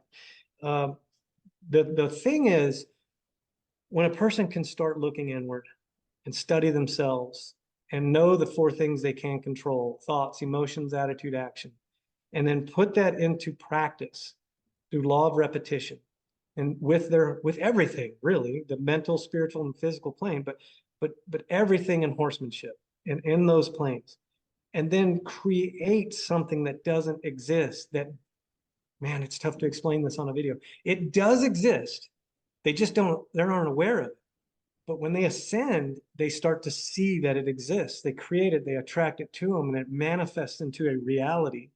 And then, you know, whenever this expands like it should, the horse world will become much different. The world will become much different, which it already has. I've already seen a lot of change just in my little experience here on Earth, in the horse world. I'll call it horse community now, because it used to be referred to as horse industry, and it was an industry. You know, we got to perpetuate it through money and products, and you know, it went through its time. It ran its course. Now it's still similar, but it's shifted in degree. It's on the same polarity, so it's shifted into a different degree to where now people are starting to reconnect with themselves in nature with horses and starting to understand, oh wow, we can jump a jump more efficiently, more effectively, without mental and physical tension, definitely spiritual tension, but it's going to harmonize and become more beautiful because the collective is starting to bring that up. You know, but I talk to a lot of people, and maybe it's just because I changed in my vibrational frequency and my perspectives, and I've attracted different people, kind of like you, Paige, and that is what I'm seeing. You know, I don't see bad as much as I do good. It's outweighing it. It's the love is starting to become a lot more apparent. The judgment is falling away, and people are starting to recognize, oh, I can still ride my horse in competition, but on such a higher level of consciousness between both of us. Yes, you can. You can think it and do it. Why pick up a rein? Why whack them with a crop? Well, if you can think it and do it and become it, and then you can practice it over and over enough to where it's like, well, I thought it, my horse did it, I didn't even need to do. Well, you ascended to that level that horses are trying to show you that you can. You can ascend to a level and not insult the intelligence of the horse. We all can. And I got to quit saying you. People can ascend to a level of consciousness and get mind to mind with a horse to where they don't have to do. You're vibrating at such a so much higher frequency in spirituality. You're both ascended there. I mean, it's tough to explain, but you've both ascended there to where the energy in your mind, in a person's mind, the horse picks it up. He has a receiver in his mind. You have a transmitter. They receive it. They have a transmitter. You receive it. So if you could jump a jump by just simply thinking it without doing it, what did you become? What did that become? I can only tell you what I know, and I know this. I can tell you what I know about, but I can honestly and truthfully tell you I know this. Mind to mind works. If you do something enough, I mean, you could probably understand this with a dog. If you think I'm going to take my dog on a walk and you stand up to go get the leash, you're not even there yet. He's at the door. Yeah. How did he know that? Well, through practice, thinking, doing, becoming, thinking, doing, becoming, practice, stay in the laws of nature, harmonize, agree. Horses draw to that, dogs draw to that, people draw to that. You'll look like a wizard. They'll call you a wizard. That's why there's secret societies of horsemen in Scotland started, because these guys were using plow horses with touches of fingers, voice commands, and plowing the 2,000-pound animals, plowing these fields with limited energy of physical brute strength. No, it wasn't dominance. It was ascension in consciousness and going mind to mind, accomplishing a mission. Who cares what the mission is? Some people say, oh, using a horse to plow a field, that's horrible. However, what if that horse ascended in consciousness and got to feel feelings and think thoughts and do what he does and loves what he gets to serve and do? And we serve together. I'm not above him. He's not above me. We're an equal. We're both living, breathing beings trying to discover ourselves, ascend consciously through mind, body, spirit complex that we are. And then when you discover that and you go mind to mind, there's nothing you cannot accomplish. Some of the greats have done it. They don't know how to tell other people how they did it. That's our job. We'll tell them. Yeah, we're light workers. That's our job. That's right. Thank you so much for this today. I'm going to bring a few things together. There's themes that I've been hearing through your work that jive, of course they do, with other things I've been picking up on. And one that if you're looking at the horse industry and you don't like the way you feel in it and you want to change it, look for what you love and look for more of that. And if you do that, like Justin said, you just keep getting more of it. You want to be careful where you focus because our minds are incredibly powerful. Our thoughts are incredibly powerful. So if you're somebody who focuses on what's wrong with the horse industry exclusively, you'll find more of that. Yeah. Um, Law of attraction. So let's find each other, horse people who are looking for ways that feel better to them. Our definition of horsecraft is the art of establishing a mutually beneficial relationship with horses. And we've found that across all of the disciplines, you can find horses that are happy to serve. Like you said, they'll show up and they'll pull the plow as long as we don't over ask, as long as we appreciate them afterwards, and as long as they know what their mission is.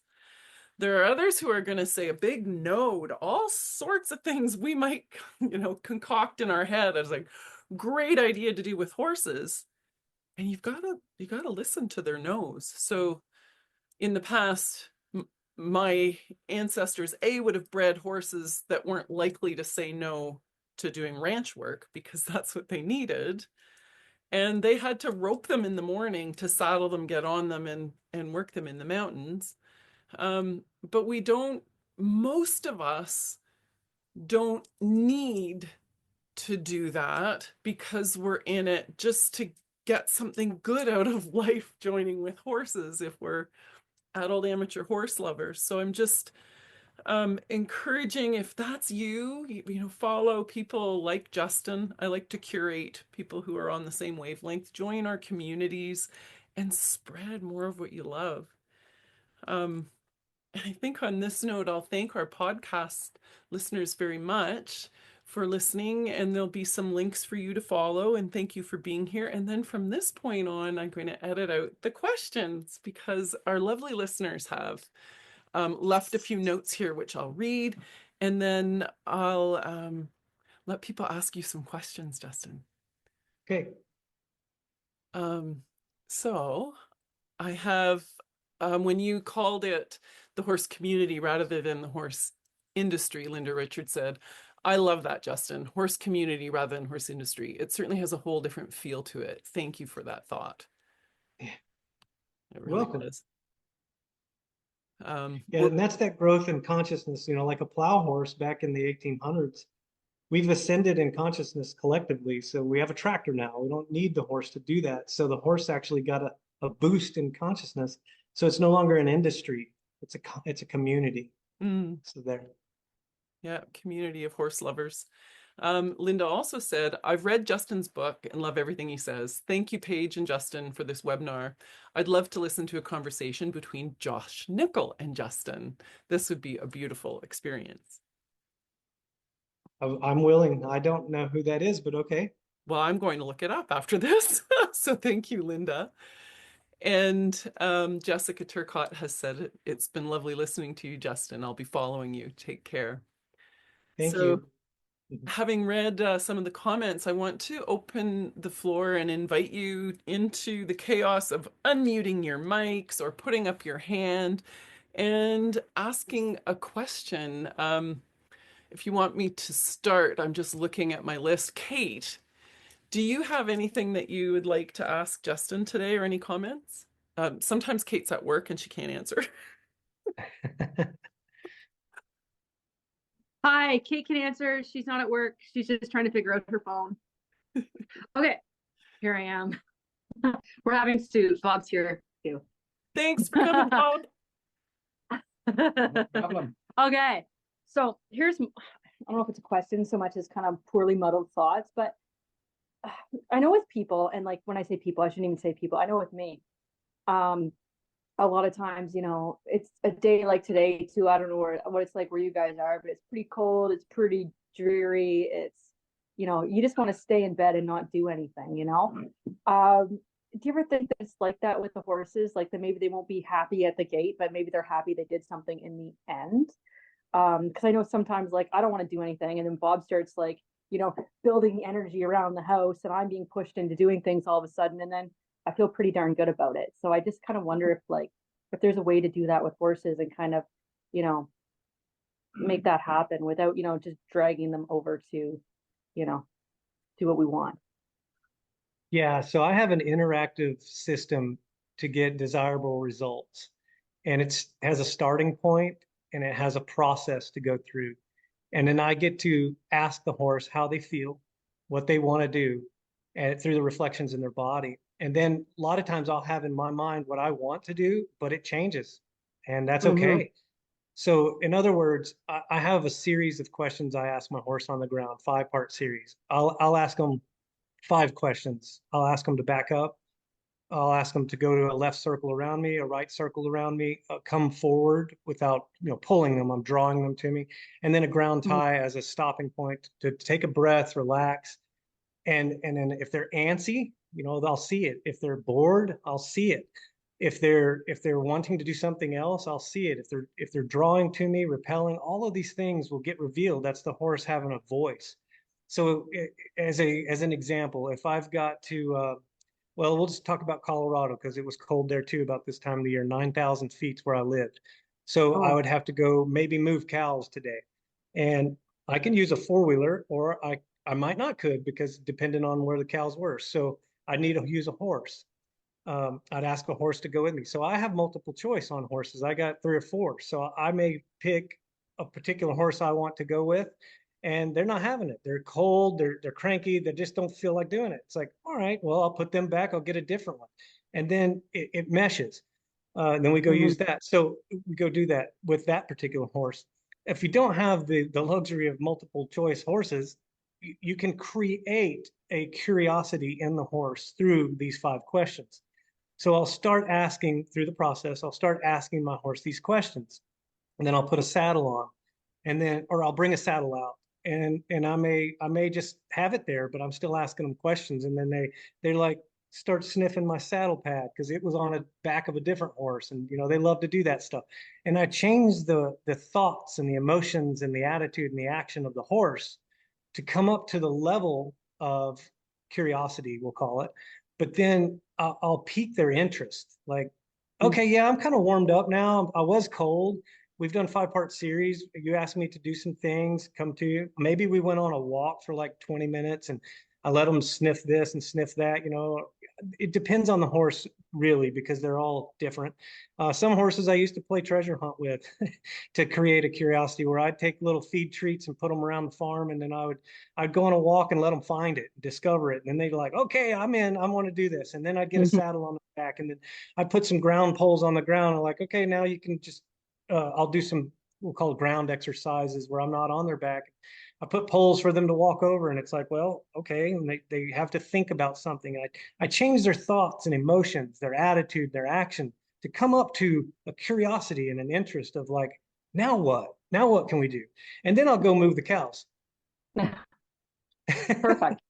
Well, I have the luxury of having a few horses to ride and pick, and it's like, the one who's arguably my favorite is the one that is sort of, she's the one pulling away from you or running you over, or we're really working on that. But it's a change, right? So change always takes time, especially when you've committed to screwing it up in the first place. So That's the way you learn. yeah, the hard way. That's my learning style. No, well, yeah, we joke about that, but I've seen from the outside since April tremendous change in your horses, and they're showing up and willingness to do their jobs, and you letting them have choices and listening to them. You've made tremendous change, Kate. Oh, thank you. Well, I can already tell, Kate, just by you asking this type of question, you're consciously aware above a lot of most people. They don't think this way. They don't think about the horse this way, and you're on such a good track, because whenever you can trade places with them and treat them as you'd want to be treated if the roles were reversed, because in essence that's what's happening. You'll grow together further faster.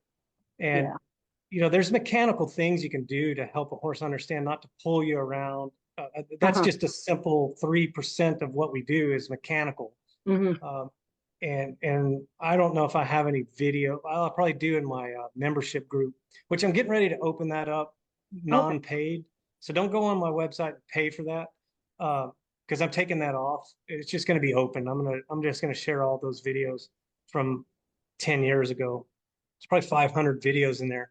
And I show how to soften the horse, because we want a soft horse. We practice softness. And then I just show how to do that. Okay. Awesome. Yeah. Lots more to learn and practice. So it's not going to be boring. Yeah. It's so fun. Thanks, Kate. I think that's it. Well, thank you so much, Justin. I've really appreciated this and look forward to following more of you. And there'll be some students eager to look up your videos. And I think it doesn't matter whether we ride them forwards, backwards, or sideways, or English, or Western, or behind them in a cart, as long as we do it with love. Yeah. Yeah. That's the thing. When I started to get into therapeutic horsemanship, when I put the horse first, well, it's kind of interesting. I put me first because I wanted to ascend, but I wanted the horse to help guide me to do it. But I realized, oh, I got to put the horse first, and then they see what I'm doing. In other words, I put myself first to present the best version of me to the horse. They see what I'm doing, which puts them first, because they get a voice, and then it's reciprocal. It's synchronized. It's a harmony, agreement. And whenever that happens, it's right. Yeah, more of that. Love it or change it, or love it more. Get more of what you love. Yeah. Well, thanks for giving us so much to love today, and I'm really glad that you fit us in. And I will send you copies of things and let you know when it's uploaded. I'll share it with whoever I can. I'd love to do this again, Paige. I had a good time. Thank you. This is my favorite to talk about. Well, and I think we could do this for days. I'm just Yeah. conscious of trying to keep this under, somebody who's driving somewhere and listening to our podcast or whatever. I think we could go on for days. There were so many tangents that I'd like to chase down, and I would love to have you back. Well, we should do a 3 hour one because some people drive like 4 or 5 hour drives by themselves. I'm speaking from experience. Ah, And those long form podcasts are nice because you can really get some depth to things. And I kind of rushed over a lot of stuff. I felt like a river flowing over rocks. me too. I And never I'd thought like of to, just letting it go that long. I was always conscious of trying to keep it shorter. Wow, permission to dive deep. yeah, because like if you listen Hmm. to like the best podcasters, their long form is 3 hours, Yeah, and it's kind of you can just touch on a lot of things, but you can circle around the depth or circle around one and go deep on. And I feel like we scratched on a lot of things, but we could dive so much deeper on some of those things. And long form podcast is pretty cool to do that. thank you. That gives me And permission to do what I really wanted to do. yeah, and you and I'm very thankful everyone showed up that did because we just decided this so quickly. Um, if we have more time to put it out there, that would be a good thing too. So I'm definitely willing to do this again when you're ready and see what happens. Super. Well, I will follow up and I'm always ready. We'll look at your schedule and put it out to the world with a bit more notice so that people can show up and listen in at the time as well as later through the pre-recorded version. And I'll have an idea, and you will, of what we would like to dive deeper on, but we can let people also inform us of what they want to hear more of after they hear this one. Love it. Yeah, thank you so much. Yeah. And then I may reconsider saving the Q&As and podcast some of them or get them out there in some other forms too, because I was hearing gold when you were talking to Kate and she had a question, and I'll rethink things. Okay. Well, I appreciate you and thank you everyone for showing up here to be thankful. And maybe I'll just ask for anyone before we go if they would like to share one thing. I'll start with you and put you on the spot, Justin. Since it's a day to be thankful for much of what we take for granted in life, I wonder if you can single out one thing that you're thankful or grateful for today. Oh, wow. One thing. I know, well, you can give a lot. I'll say this. I woke up this morning and I was thankful to be able to ground to the earth, harmonize with the earth, and experience the things that I get to experience and share with others. The love consciousness, ascension into a higher self-mastery consciousness is I'm so thankful to be able to do that. And I'm so thankful that I got to discover it through horses. We have such a blessing with horses. It's nothing that I take for granted these days. I used to. I was just around horses and it was a thing and it was normal and I did it all the time and I took over 5,000 people trail riding in the mountains of Colorado in 9 years. But I'm very thankful right here, right now, of attracting the information that's coming in and being able to share it with others so that they could experience this life we all get to experience and learn what we're called here to earth to learn. Our souls are attracted to each other for purpose, and we came to earth for purpose. And to be able to fulfill that purpose, I want that for everyone. And that's what I'm thankful for, being a part of it. Wonderful. Thank you for sharing that. If anybody else wants to either unmute or type in something that they're grateful for, I see there's a new message here. Linda saying that she'll be there for our next recording. Well, I'm thankful for this work too. I think it's kind of crazy that I get up and to spend part of my day doing this is so ridiculously lucky. And I have a cup here that reminds myself that I am lucky. It's what it says on there. You can tell maybe that it was handmade by me. Looks like a 5-year-old made it, but it's me. Mhm. It Do says you know that what I'm luck lucky. is? Do you know what the luck is, Paige? It's getting back what you're putting out, I think, and that It, when it's you buy being the time. prepared. It's being prepared and the opportunity and they collide. All right. Isn't that cool? Well, I will strive to keep my vibe high and be prepared for good opportunities then today. That's why we're here right this second. Super. Yeah, thank you. Thanks for joining us today and making the time, and I look forward to the next time around too. Yeah, me too, Paige. Thank you. Deep dives. Thank you. Have a good day. Thank you, everyone. Thanks, Bye-bye. everyone. Bye. Well, what do you think of the Zen Cowboy? I know, eh? Just scratching the surface. So let me know your thoughts about having another conversation. If you would like to be there for it in the background to wait till we exhaust our chatting chops over a lengthy period, and then ask questions at the end for something that we can really dive into. And so I welcome you now to give me feedback on what you'd like to hear and whether you'd like to be there. And what do you think? These deep dives, these big podcasts, 3 and 4 hours? You know, I've felt like I've been rushing all of these conversations that I've had along a little bit. So I'm curious about how you feel about longer form podcasts. Feedback looked forward to, and as always, please, please, please, please share this sucker, because that's what makes the world go round. You know, it makes a difference. It really, really does. And I love you. Thanks for being out there. Take a chance, and remember, anything is possible together. Hey, you're still here. Thanks so much for listening. What you think and feel matters. If this resonated with you, please like and share. It truly makes a difference. I encourage you to engage with the content on my Substack account and my socials, all at The Magic of Horsecraft, where you can join the discussion and shape the future shows. Tell me what you want to hear more of or less of, and we'll evolve together as we grow a community of like-minded souls here for the good of the horse.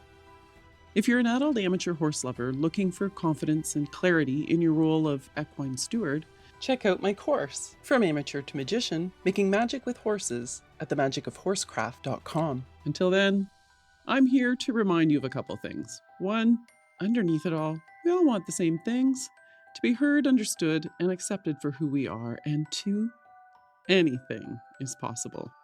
Take a chance.